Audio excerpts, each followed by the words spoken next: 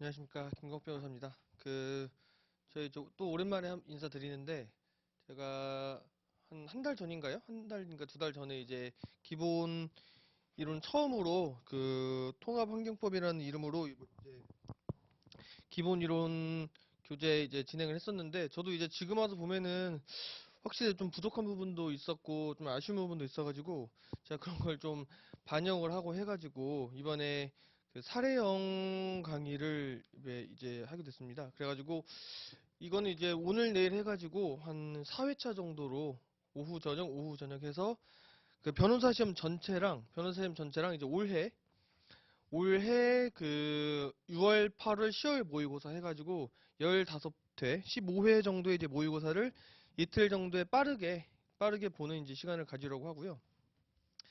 그리고 이제 만약에 제가 여유가 된다면은 아마 다음 달쯤에 이제 막판으로 해가지고 막판 정리로 해가지고 이제 수강생들의 요청이 좀 있어서 막판에 이제 들을 수 있는 요약집을 하나 만들어가지고 지금 교재도 뭐 얇다고 하지만 200페이지가 가까이 되고 해서 뭐 빈출 주제 요약집 같은 거 만들어가지고 마지막에 이제 사례 시험 들어가서 볼 수 있는 자료를 제가 좀 만들어가지고 같이 볼 수 있도록 그런 강의를 한번 만들어 볼까 생각을 하고 있거든요. 그래서 뭐 어떻게 될지 모르겠지만 만약에 강의가 런칭되면은 많이 들어주시기를 부탁을 드리고 제 메일 주소를 그래도 하나 적어드리면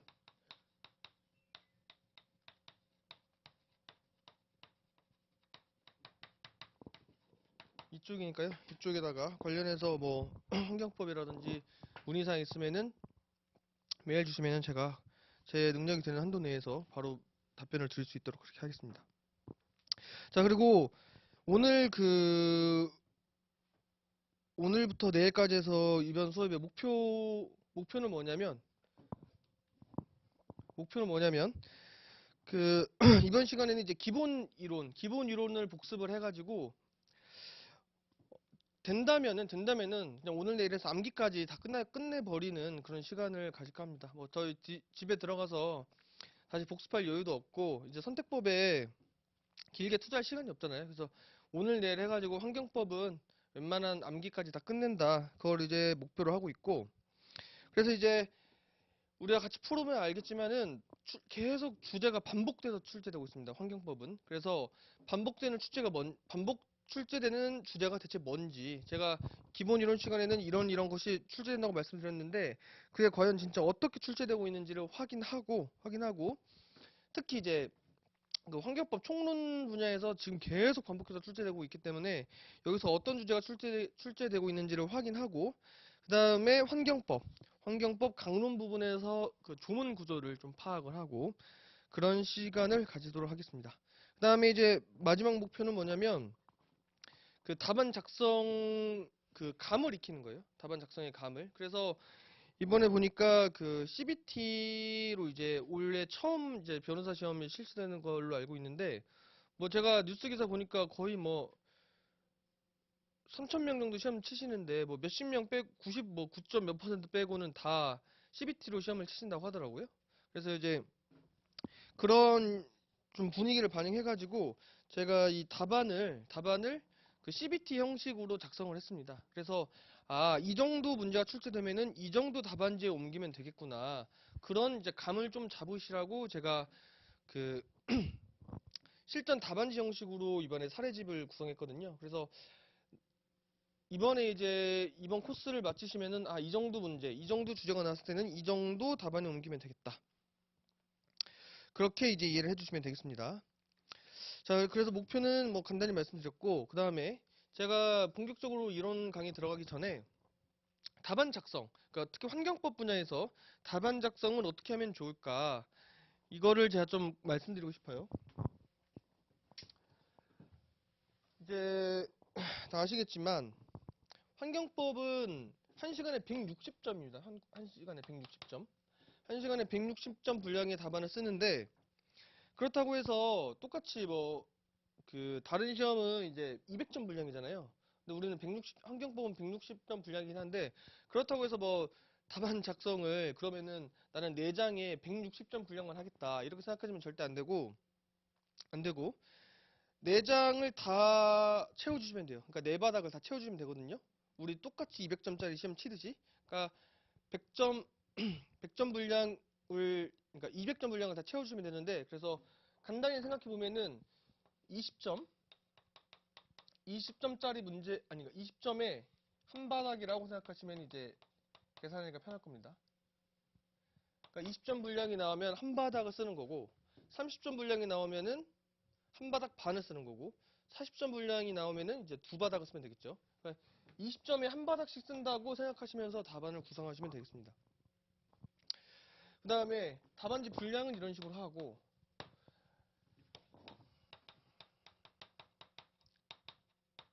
답안 작성은 이제 20점에 한 바닥씩 쓴다.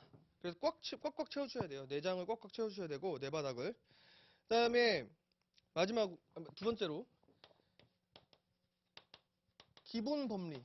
기본 범리는 완벽하게 암기할 것. 특히 이제 우리 계속 보겠지만은 뭐 750조 손해배상이라든지 뭐 758조 아니면은 뭐 유지청구 아니면 뭐 44조 환경정책법, 환경정책기본법 44조 1항의 뭐 구체적 효력이라든지 이런 이제 빈출되는 기본적인 법리들 있지 않습니까? 이 기본 법리는 정말 그 주기도문 외우듯이 완벽하게 암기하셔가지고 답안지에 기계적으로 현출할 수 있을 정도가 돼주셔야 됩니다. 그래야지 되는 것이고 기본적 법리는 완벽하게 암기하되 여기에 대해서 사안포섭에 사안포섭에 공을 들이셔야 됩니다. 그러니까 기본 법리는 완벽하게 암기해서 썼는데 이제 이렇게 되면은 아 내가 여기서 그 획득할 수 있는 점수를 다 획득했다 이렇게 착각하실 수가 있는데 그게 아니라 사안포섭을 반드시 공을 들여주셔야 돼요. 사안포섭. 여기서 사실 환경법은 그 좋은 점수를 받는 답안과 좋은 점수를 받지 못하는 답안이 갈리게 됩니다. 왜냐? 이 기본 법리는 다 잘 써요. 이제는 뭐 환경법 공부 일주일이라도 했으면 여기 750조, 758조, 유지청구 뭐 이런 데서 뭐 국가배상법까지 해가지고 국가배상법, 뭐 2조, 5조, 그다음에 뭐 원고 적격 문제 여기서 시험이 나온다는 것을 모르시는 분이 한 분도 없습니다. 그래서 기본 법리는 누구나 다 완벽하게 잘 쓰기 때문에 이 사안포섭에서 공을 들이셔야지만 표준점수 제도에서 그 격차를 벌이게 되는 거죠. 특히 그러니까 올해 12회 변호사 시험은 굉장히 평이하게 나왔단 말입니다. 환경법 시험이 굉장히 평이하게 나왔고 진짜 나올 만한 이 기본 법리는 나올 만한 데서 누구나 다 예측할 수 있는 곳에서 나왔기 때문에 기본 법리를 다 잘 쓰셨다고 해서 점수가 잘 나오기는 어렵고 사안포섭에 공을 들이셔야 돼요. 이거 높아시면서 말씀드리지만 환경법에는 이제 조문 쓰는 문제가 있잖아요. 조문 쓰는 문제, 조문 찾아가지고 쓰는 문제. 이 조문 문제라도 여유가 되면은 사안포섭을 단 한 줄이라도 해주시면 좋을 것 같습니다. 단순히 조문 찾아가지고 뭐 조치를 어떻게 취하는지, 뭐 어떻게 해야 될지. 그래서 사실 뭐 조문을 단순히 옮기는 문제는 뭐 되게 정치한 사안포섭을 하기는 어려운데 그냥 사안의 경우라는 목차 잡아가지고 단 한 줄이라도 사안포섭을 해주시는 것이 고득점에 유리할 것으로 보입니다. 그 다음에 마지막이 아니라 다음으로 이게 좀 이제 어려운 거긴 한데 이 맹목적으로 기계적으로 판례의 결론만을 적시하는 답안 이런 답안은 지양하는 것이 좋겠습니다. 지양. 근데 물론 이제 그게 어렵다는 걸 저도 알아요. 그래 이렇게 답안 작성 맹목적으로 판례의 결론을 쫓지 않는 답안이 얼마나 어렵다는 것을 제가 알고 뭐 저도 수험생 입장에 있었고 그리고 제가 이번에 작성해서 드린 모범 답안도 사실 대부분 맹목적으로 판례 결론을 좀 쫓았습니다. 왜냐면 저희 수험생이니까. 그럼에도 불구하고 이제 저는 이제 이릉의 기준을 제시할 뿐이지 제가 드리는 뭐 모범 답안이 완벽한 답안은 아니니까 제가 해드린 제가 작성해드린 답안을 이릉의 기준으로 참고는 하시되 본인만의 답안 스타일을 찾으셔야 되고 이 맹목적으로 판례의 결론만을 적시하기보다는 그 판례가 이 결론에 이르게 된 이유 교수님들이 다 강조하시는 거잖아요. 이 결론에 다른 이유를 잘 찾아서 그 이해하고 포섭을 하는 것이 좋은 환경법 답안을 작성하는 이제 길이 되겠습니다. 사실 이거는 근데 뭐 꼭 환경법이어가지고 뭐 유달리 이렇게 작성해야 된다기보다는 원래 법학 답안은 이렇게 작성해야 되는데 우리가 워낙 이제 시간이 없고 특히 민법 같은 경우에는 문제도 많고 뭐 형법 같은 경우에도 실제법은 뭐 이것저것 막 죄책 찾아내서 답적기 여념이 없으니까 이렇게 이제 할 수 없는 건데 환경법은 약간 좀 시간이 조금 더 있어요. 조금 더 있어요. 왜냐면 160점짜리를 이제 쓰는 거니까 조금은 더 시간이 있을 수가 있습니다. 그리고 전형적인 문제들이 많이 나오기 때문에 그래서 판례의 결론만을 이제 적시하는 답안은 뭐 쓰더라도 사실 합격하는 데는 아무런 지장이 없는데 만약에 내가 진짜 고득점을 원한다면은 맹목적으로 판례의 결론만을 작성하는 답안은 좀 지양하시는 것이 좋겠다. 제가 작성해드린 이 답안은 대부분 이제 판례의 결론을 따랐습니다. 그래서 제가 좀 말씀드리기 민망하긴 한데 그런 걸 좀 참고해 놓으시고 이게 이제 답안 작성할 때 이런 거를 좀 그 신경 쓰셔가지고 20점에 한 바닥 정도로 답안 분량을 써주시고 기본 법리는 반드시 완벽하게 암기하셔야 되고 마지막으로 이 사안을 포섭하는 일을 게을리하지 마시라. 사안 포섭에 반드시 그 공을 들이시고 그 다음에 판례를 좀 비판적으로 바라볼 수 있는 눈이 있어야 되겠다. 여기까지 하고요. 그 다음에 하나만 제가 또 말씀드리면 이 환경법 답안을 이제 작성하시는 분들이 좀 이렇게 반복적으로 좀 하시는 실수라든지 주의점이 좀 있는 것 같아서 그런 것을 모두에 좀 간단히 좀 정리를 하고 가겠습니다. 뭐 저희가 이론 강의를 다 들었기 때문에 이론 강의를 다 들었다는 전제 하에 저희가 지금 논의를 계속 하는 거기 때문에 몇 가지 좀 말씀을 드릴게요. 이거 제가 뭐 사실 그 기본 이론 강의 시간에도 다 언급은 한 내용인데 그럼에도 불구하고 한번 이제 정리는 하겠습니다. 그 시험에 미친 듯이 나오는 게 이 환경정책기본법이에요. 환경정책기본법 44조 1항 이게 이제 구체적 효력이 있는지 여부를 답안에 이제 써주시게 되는데 이제 우리 판례 태도에 따르면 구체적 효력을 인정하겠다는 거잖아요. 환경정책기본법. 근데 이 환경정책법 44조 1항이 이 무과실 책임이 인정된다는 것을 모르는 수험생은 단 한 명도 없단 말입니다. 환경법 시험장에 들어가시는 분들 중에서 1월에 들어가시는 분들 중에서 이걸 모르시는 분은 단 한 명도 없는데 이 답안이 좀 논리적이라면은 어떻게 해야 되느냐? 이게 환경정책 기본법의 그 조문을 타고 환경오염에 해당하는지 여부를 먼저 검토해 주셔야 되고 만약에 환경오염에 해당하면 여기서 문제되는 현상이 환경오염에 해당하면 이것이 이 환경정책기본법에서 말하고 있는 원인자에 의해서 발생한 건지를 말씀해 주신 다음에 그 다음에 마지막으로 44조 1항의 무과실 책임을 써주시는 것이 이게 논리적이란 말이에요. 근데 많은 답안들은 무작정 이것만 써요. 그냥 이것만 써서 이 44조 1항의 무과실 책임 구체적 효력이 있기 때문에 750조에 앞서서 무과실 책임 인정되니까 고의과실 인정되지 않고 곧바로 환경정책기본법 기본법 44조 1항이 적용된다.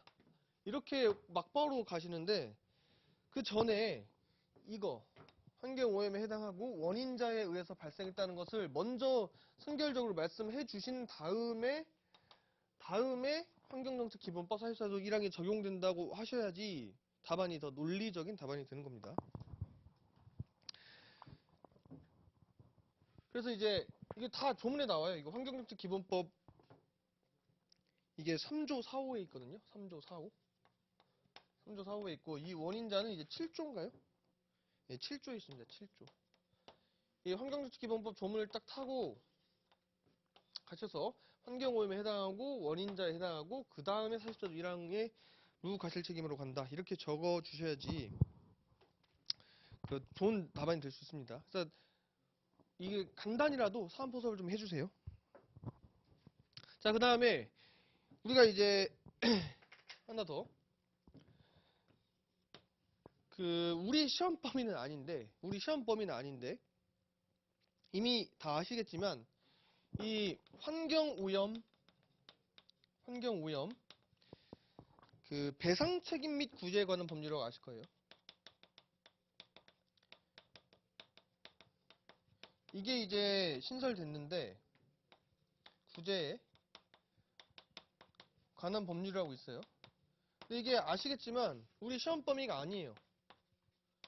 시험 범위가 아니기 때문에 뭐 크게 신경 쓸 일은 아닙니다. 뭐 이거를 못 적었다고 해서 시험에 떨어지고 뭐 적어졌다고 해서 시험에 합격하고 이런 건 아닐 것 같은데 이 환경오염 피해 배상 책임 및 구제 관한 법률에 6조 보시면 여기도 이제 무과실 책임이 있어요.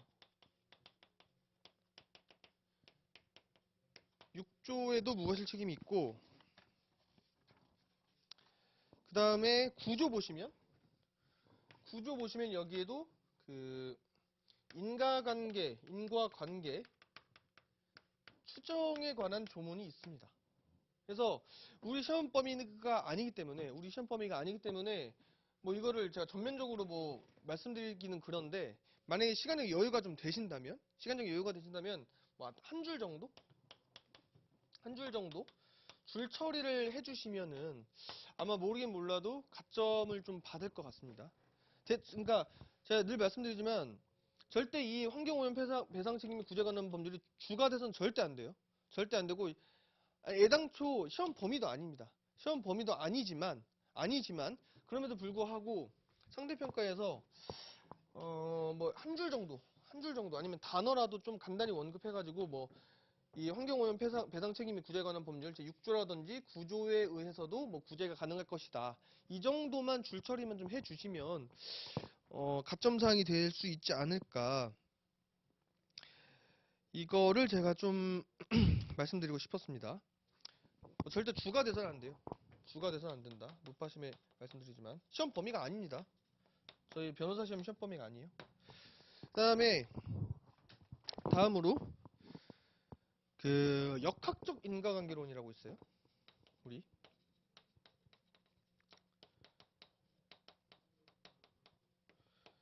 역학적 인과관계론이 있고 그 다음에 또 뭐 우리 시험에 답안지 잘 쓰는 게 뭐 신개연성설 있잖아요. 그 다음에 뭐 개연성설도 있고 이게 사실 다 뭡니까? 인과관계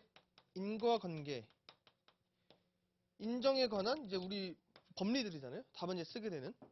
근데 조금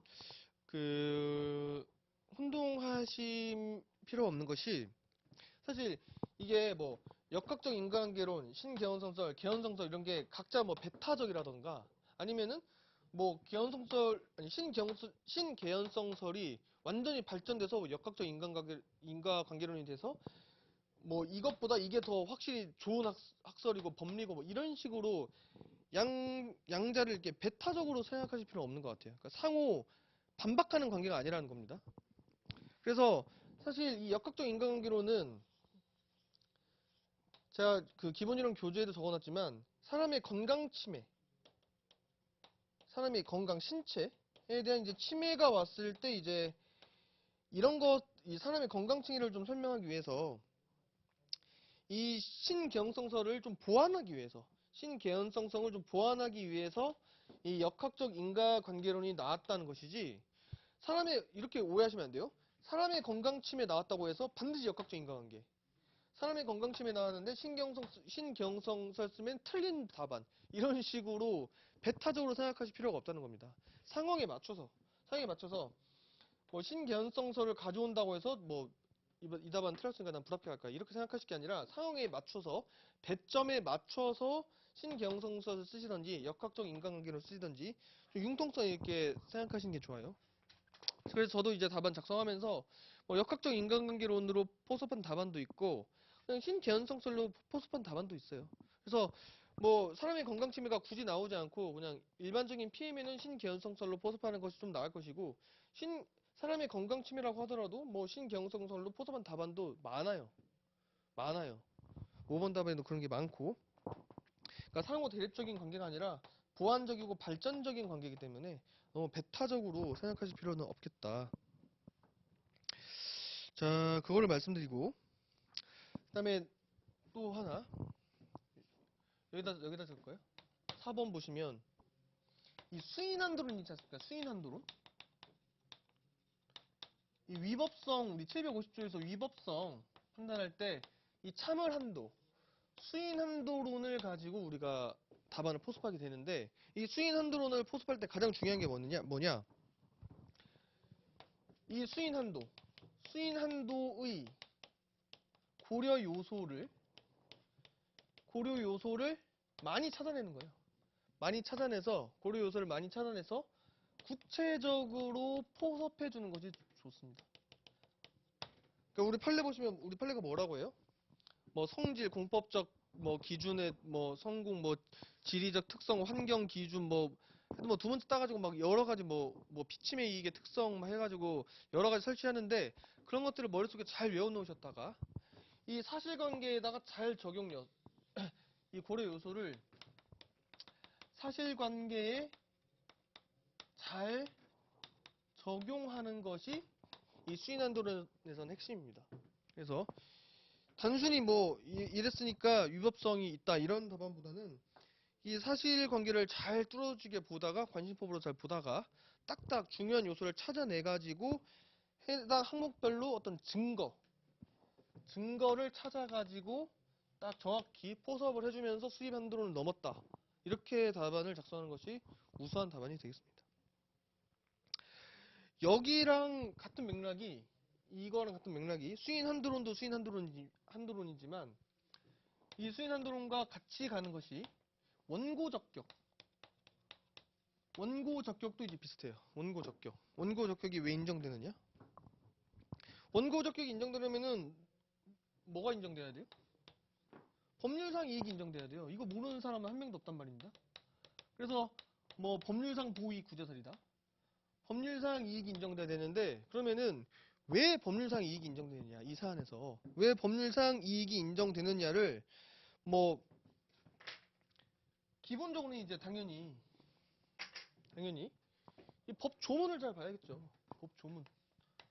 그래서 법 조문, 근거 조문의 문헌, 뭐 취지, 뭐 입법 배경, 뭐 이런 것까지 알 수는 없겠지만 뭐 문헌 같은 거, 입법 취지 같은 거는 1조 목적 조항 보면 다 나오잖아요. 이런 것들 봐가지고 이제 왜 이 근거 법률이 법률상 이익을 인정해서 원고 적격을 인정하게 됐는지를 구체적으로 적어줘야지만 좋은 답안이 된단 말입니다. 물론 이제 제가 적어드린 답안이 뭐 그렇게 우수한 답안이라고 저도 뭐 확실히 말씀드릴 수는 없고, 시간이 없기 때문에 이런 걸 다 할 수 없다는 걸 저도 알지만 이거를 제가 꼭 말씀드리고 싶었고,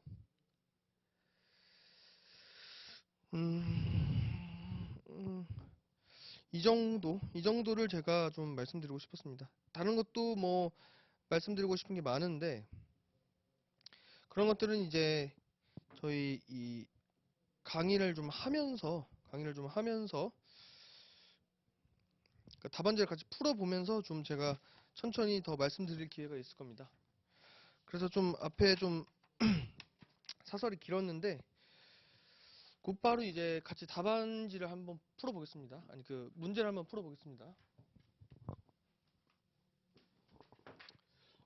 여기는 뭐 제가 부셨으니까 지우도록 하겠습니다. 여기 판서는 지우겠습니다. 이거 좀 더러워가지고. 뭐 동영상 보시는 분들은 판서 하실 수 있도록 하시고.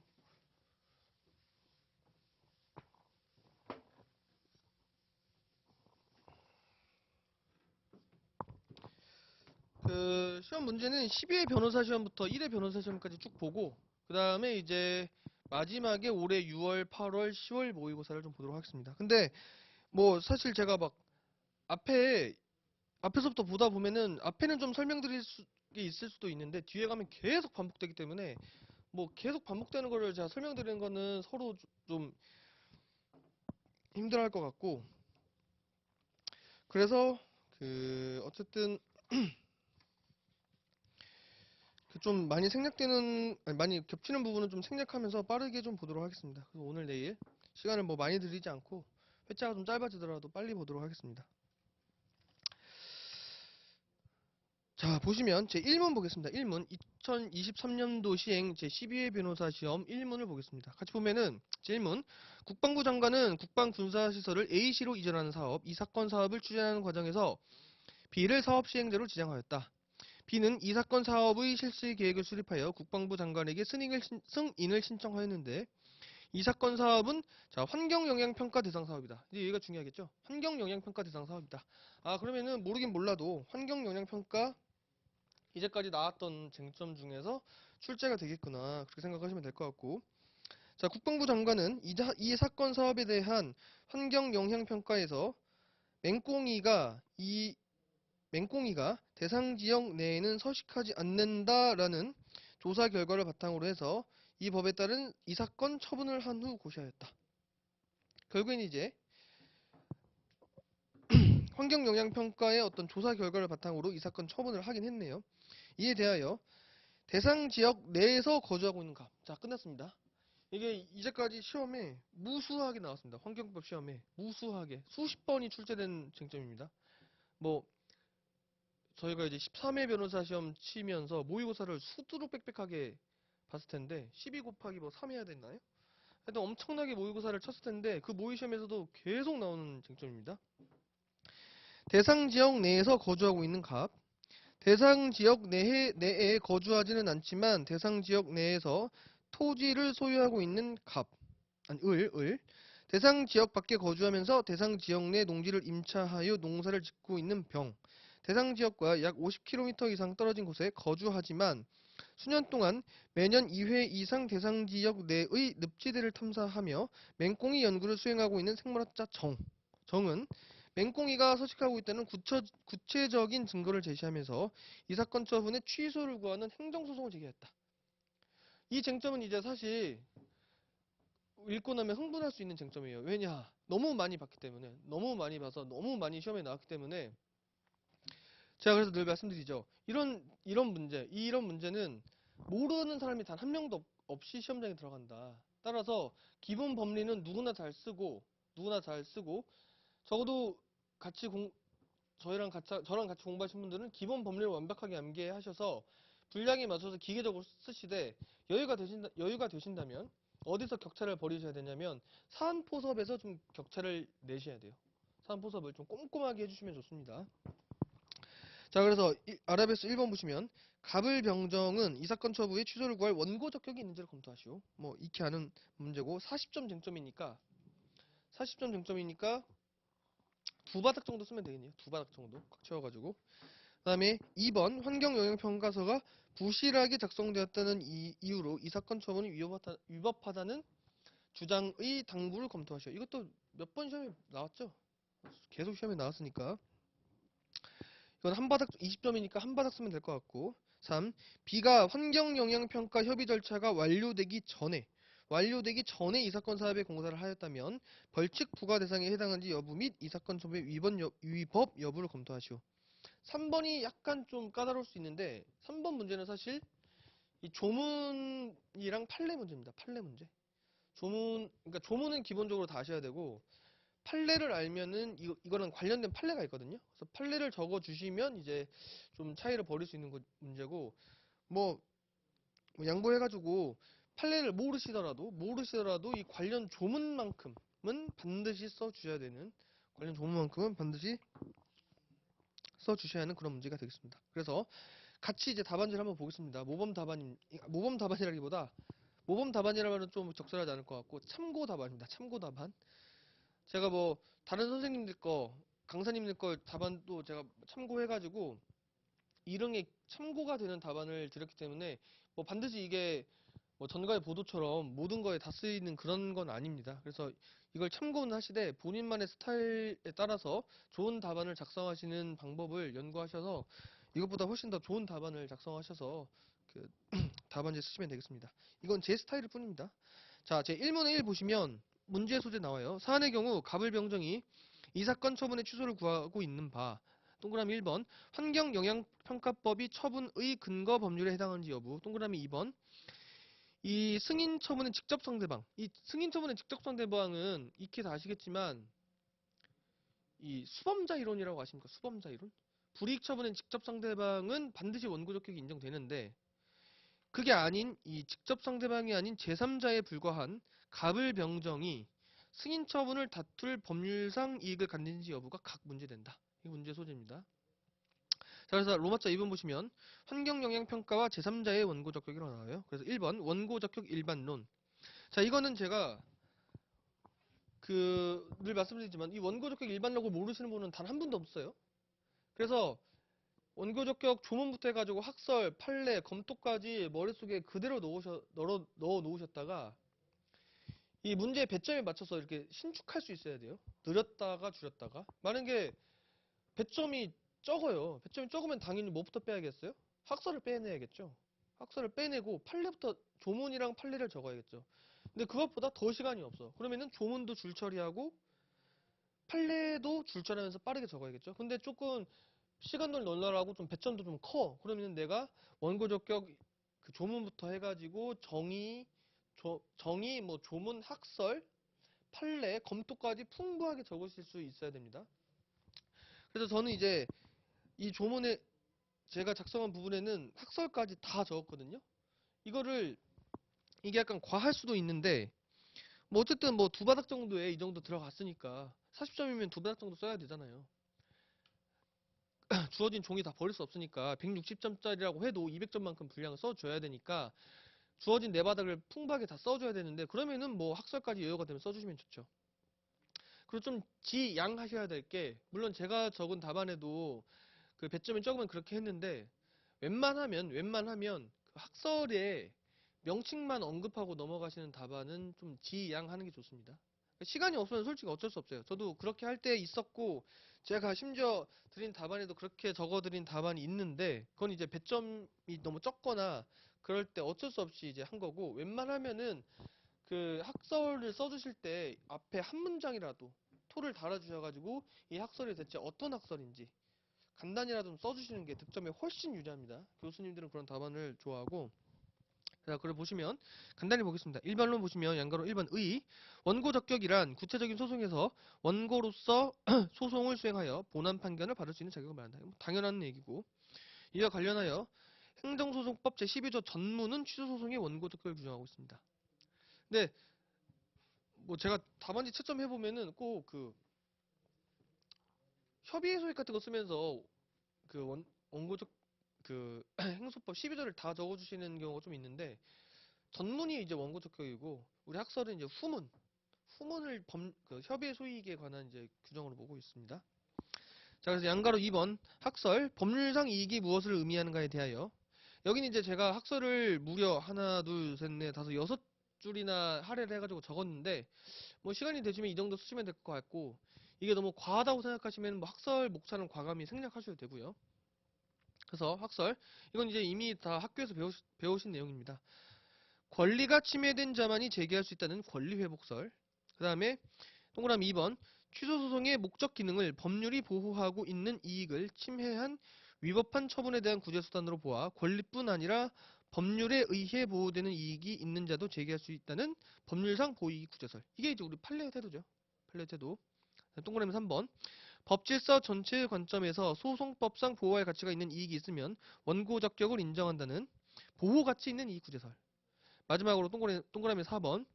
취소소송의 목적 기능을 주관적 권리 보호보다는 객관적으로 처분의 적법성 유지 기능에서 찾아 당해 처분을 다투는데 가장 적합한 이해관계를 갖는 자가 원고 적격을 갖는다는 적법성 보장설들이 대립한다.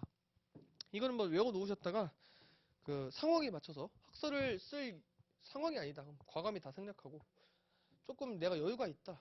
좀 좋은 답안, 좀 남들보다 남들과는 좀 다른 답안을 써보겠다. 그럼 학설을 좀 써주시는 게 좋고. 그래서 이제 그 권리회복설부터 적법성 보장설까지 가면서 이제 원고 적격의 범위가 이렇게 계속 늘어나고 있는 거죠. 계속 범위가 커지고 있는 겁니다. 권리회복설이 가장 원고 적격의 범위가 좁고 적법성 보장설이 가장 넓죠.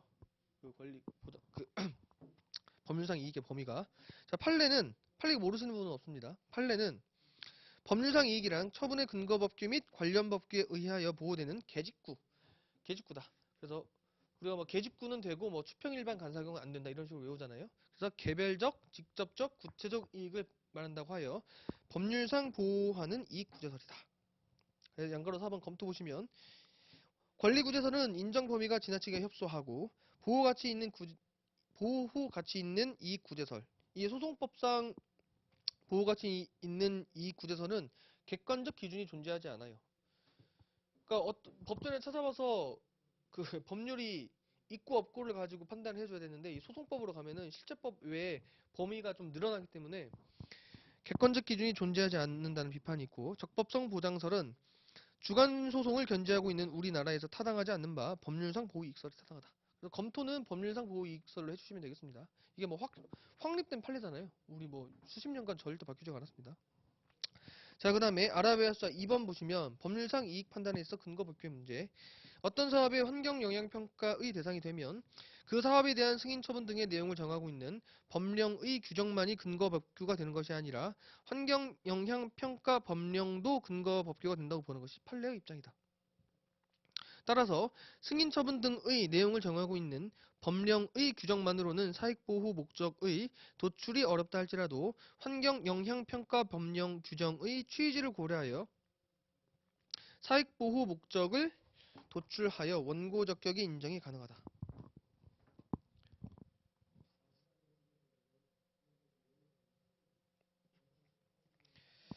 그래서 이 부분은 이제 결국에 이제 이 환경영향평가 법령이 이 법률상 이익을 인정하는 근거 법규가 된다는 말이잖아요. 근거 법규가 된다는 말이고. 자, 그 다음에 다음으로 넘어가서 3번 환경영향평가 대상 지역과 증명 책임의 문제. 그래서 양가로 1번 개설은 읽어보시면 될 것 같고 양가로 1번 개설은 뭐 없어도 됩니다. 사실 없어도 되는 내용이고 그 다음에 양가로 2번. 자, 여기서부터 이제 그대로 암기하셨다가 조문 그 답안지 현출해 주시면 되는 내용입니다. 양가로 2번 환경영향평가 대상 지역 또는 영향권 안의 주민의 경우 판례는 환경영향평가 대상 지역 내에 거주하는 주민들의 환경상 이익에 대한 침해 또는 우려를 사실상 추정하여 특단의 사정이 없는 한 원고 적격을 인정하고 있다. 따라서 환경영향평가 대상 지역 또는 영향권 내에 있는 주민은 자신이 그 지역에 거주하고 있다는 사실만 입증되면 원고 적격이 추정된다. 우리 판례상 환경영향평가 대상 지역 안의 주민의 경우 대부분 원고 적격을 인정받았으며 다만 부재지주나 환경상 이익을 일시적으로 향유하는 데 그치는 경우에만 원고 적격이 부인되었다. 자, 이걸 가지고 이제 나중에 사안에 포섭을 해주셔야겠죠. 근데 제가 그 높아심에 말씀드리지만 우리 판례가 환경영향평가 대상 지역 내에 거주하는 주민들에 대해서 환경상 이익에 대한 침해 또는 침해 우려가 있음이 사실상 추정된다 이렇게 말하고 있는 것이지 그 환경영향평가 대상 지역 내에 거주하고 있다고 해서 곧바로 원고 적격을 추정하는 것이 아닙니다. 이게 약간 아다르고 어다른데 그러니까 환경영향평가 대상 지역 내에 거주하면 우리 판례에 따르면 환경상 이익에 대한 침해 또는 침해 우려가 있음이 사실상 추정되다 보니까 이렇게 되다 보니까 내가 그 안에 살고 거주한다는 사실을 입증하면 원고 적격이 인정되는 것이지 그냥 곧바로 우리 판례가 그 환경영향평가 대상 지역 내에 거주하고 주민들의 원고 적격을 추정하고 있다. 이렇게 적어주시면 약간 그 부정확한 답안이 될 수가 있습니다.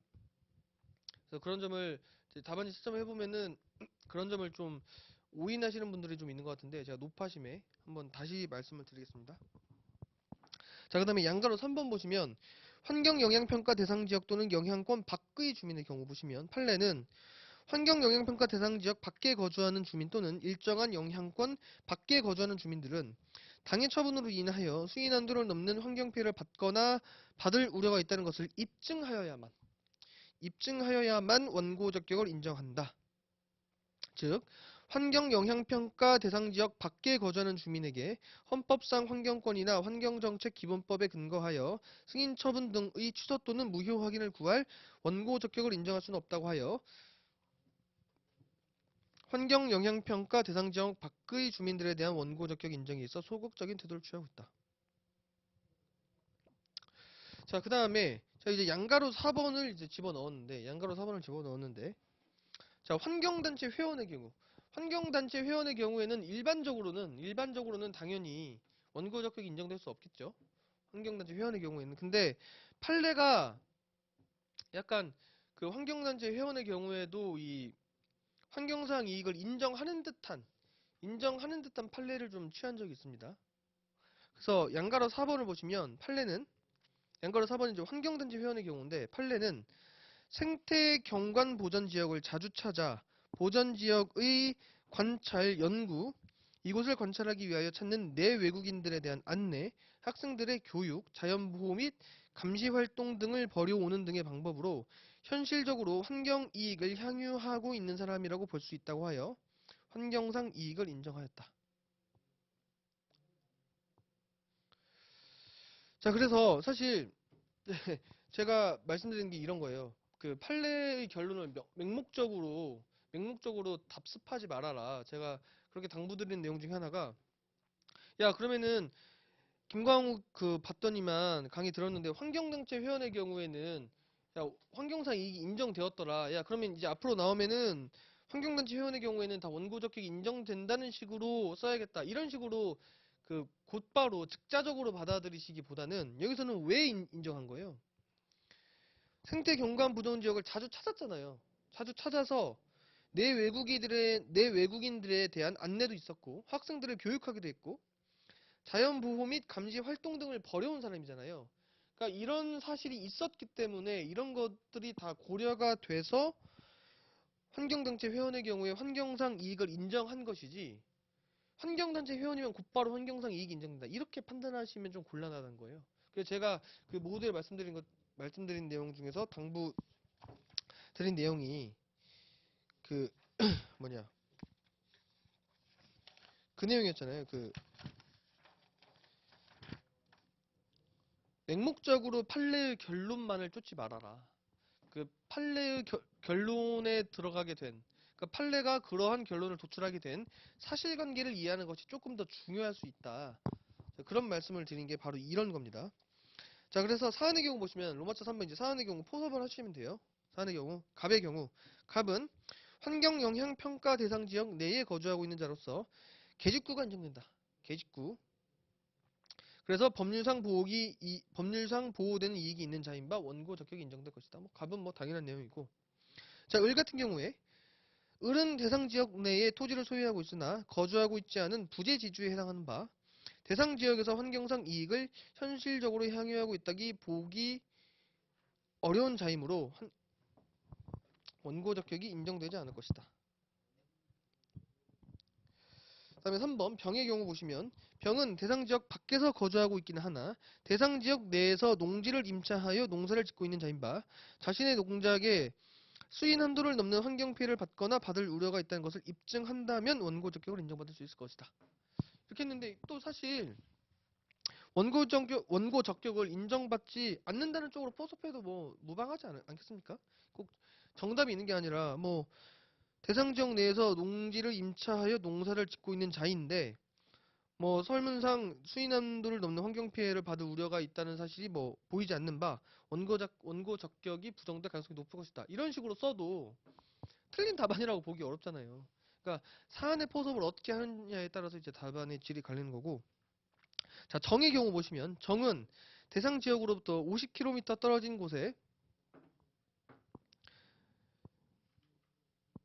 생물학자 정의잖아요. 정은 대상 지역으로부터 50km 떨어진 곳에 거주하고 있는 자이기는 하나 수년 동안 매년 2회 이상 대상 지역 내의 늪지대를 탐사하며 맹꽁이 연구를 수행하고 있는 자인 바 환경단체 회원의 환경상 이익을 인정한 판례의 태도에 따를 때 원고 적격을 인정받을 수 있을 것이다. 제가 이런 식으로 썼지만 그렇다면 과연 이런 식으로 앞으로 뭐 그 생물학자나 환경단체원이 나오면 무조건 원고 적격 인정받을 것이냐? 절대 아닌 거죠.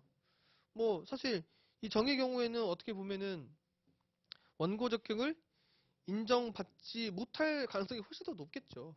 그러니까 절대 뭐 제가 드리는 답안이 정답이라고 볼 수 없고 법학 답안에 정답이 어디 있습니까? 법리를 충실하게 소개하고 답안의 포섭을 어떻게 하느냐가 사안의 포섭을 어떻게 하느냐에 따라서 결론은 얼마든지 달라질 수 있기 때문에 절대 그 무지성으로 받아들여서는 안 되겠습니다. 뭐 당연히 그러시지도 않으시겠지만 높아심의 말씀을 드립니다. 그 다음에 1문의 2 보시면 자 로마자 1번 문제 소재 사안의 경우 부실하게 이루어진 환경평가의 하자가 승인 처분에 영향을 미치는지 여부가 문제된다.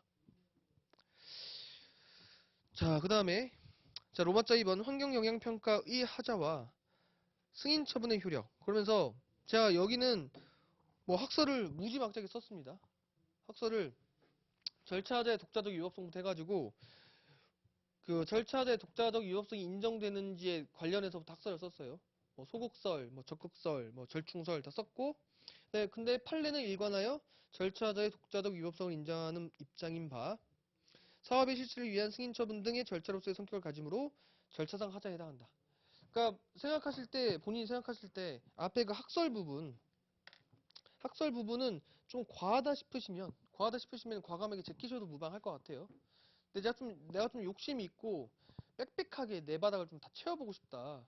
그러면은 이제 학설도 좀 알고 계시고 사실 이거는 뭐 행정법에서 배우는 내용이잖아요. 환경법에서 배우는 내용이라기보다는 그래서 판례는 일관하여 절차자의 독자적 위법성을 인정하고 있고 절차상 하자에 해당한다. 그 다음에 2번 아라비아 숫자 2번 보시면 위법성의 정도라고 나와요. 그래서 자 여기는 제가 또 조금 오바를 했습니다. 오바를 해서 이 중대 명백설에 대한 학설도 제가 다 소개를 했습니다. 그래서 중대 명백설, 명백성 보충 요건설, 조사 의무설, 구체적 가치 형량성 이런 것들 약간 추억을 좀 되돌리시면은 그 대학원 때 내신에서 많이 이해하고 암기하셨던 그런 내용일 것 같은데 이 학설 부분도 사실 좀 과하다 싶으면 당연히 제끼시면 돼요. 뭐 이게 금과 옥수처럼 반드시 학설을 다 써야 된다는 게 아니라 저는 이제 최대한 많은 내용을 소개해드리고 내 바닥을 다 채우고 싶었기 때문에 학설을 다 쓴 거지 이런 게 있다고 생각해 놓으셨다가 이제 기억해 놓으시고 여유가 되면 적으시고 아니면 과감히 다 버리시면 됩니다. 당연히 중대 명백설이죠. 중대 명백설. 우리 판례는 중대 명백설의 입장이 있습니다. 그래서 밑에 보시면 판례는 하자 있는 행정처분이 당연무효이기 위해서는 그 하자가 법규의 중요한 부분을 위반한 중대한 것으로서 객관적으로 명백한 것이어야 한다. 이렇게 해서 결국에는 중대 명백설을 취하고 있는 것이고 사실 핵심은 여기죠. 핵심은 나아가 이하가 핵심이겠죠. 여기서 다 생략돼도 좋은데 반드시 생략되면 안 되는 판례가 이거죠. 판례는 환경영향평가의 내용상 부실의 정도가 환경영향평가 제도를 둔 입법 취지를 달성할 수 없을 정도인 경우에 한하여 환경영향평가의 하자가 사업계획 승인 처분의 독자적 위법 사유가 된다고 보고 있다. 그 밖의 경우에는 당해 승인 처분의 재량권의 일탈 남용이 있는지 여부를 판단하는 하나의 요소에 그칠 뿐이다. 따라서 행정청의 재량에 속하는 처분이라도 재량권의 한계를 넘거나 그 남용이 있는 때에는 법원은 이를 취소할 수 있다. 이 부분이 사실 핵심이죠. 행정소송법 27조까지 해서 그래서 앞에 뭐 절차의 독자적 위법성의 정도, 그다음에 중대 명백설에 대한 판례 여기는 이제 뭐 시간이 없거나 모르시면은 많이 양보해서 생략하더라도 이 판례는 이제 생략되면은 답안이 작성이 안 되니까. 자, 그래서 사안의 경우 보시면 사안의 경우 환경영향평가의 하자는 승인 처분 등의 절차상 하자에 해당하여 이런 그 위법성 인정된다.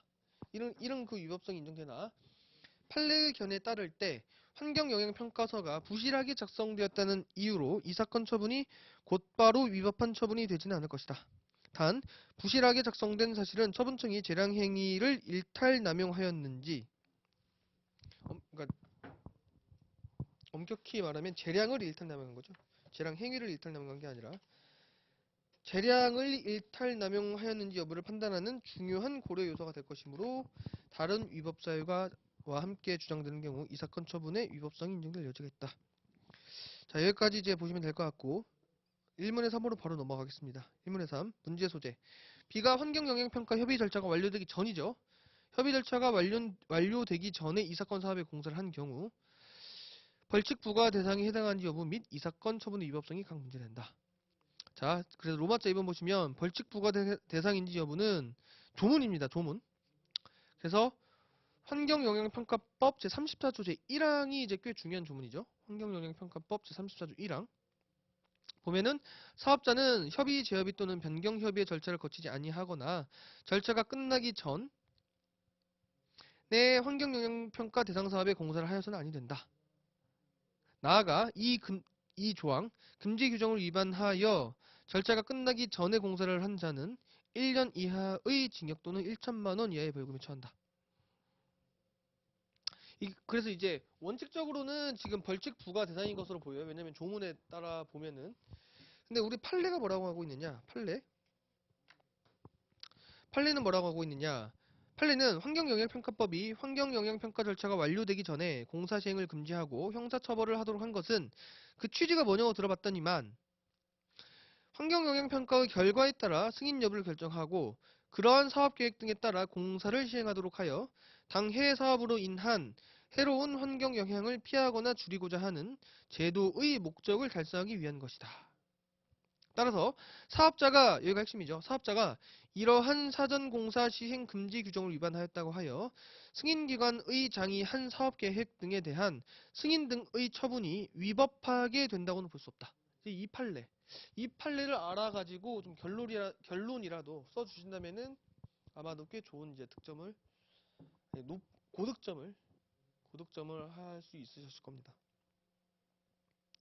그래서 사안의 경우 보시면 우리 사안에서 사업장 B가 이 사건 환경영향평가 협의 절차가 완료되기 전에 이 사건 사업의 공사를 하였다면 이거에 따라서 벌칙부과 대상이다. 그런데 판례에 따르면 입법 취지는 협의 없이 이루어지는 공사에 따른 환경오염을 막기 위한 것이지 대상 사업 처분의 적법 여부를 결정짓는 요소가 아니다. 이게 우리 판례 태도잖아요. 우리 판례 태도니까 협의 절차가 완료되기 전에 실시하더라도 처분에는 영향이 없어 이 사건 처분의 위법성은 인정되지 않을 것이다. 이러면서 이제 제가 좀 구차하지만 이제 판례의 결론을 맹목적으로 쫓았습니다. 그래서 제가 어떤 말씀을 하시는지 저보다 훨씬 더 우수하신 분들이니까 제가 어떤 취지로 판례의 결론을 맹목적으로 쫓지 말라고 하는지 다 이해를 하셨을 거예요. 그래서 일반적으로 검토를 할 때는 판례의 결론을 좀 따르시되 무리하게 판례의 결론을 좀 쫓아가지고 답안의 좀 논리적 정합성이 떨어지는 그런 답안은 좀 지양하시라는 취지로 제가 당부를 드린 거니까 다들 뭐 제 말의 그 취지를 제 말씀의 취지를 잘 이해하셨을 거라고 생각이 듭니다.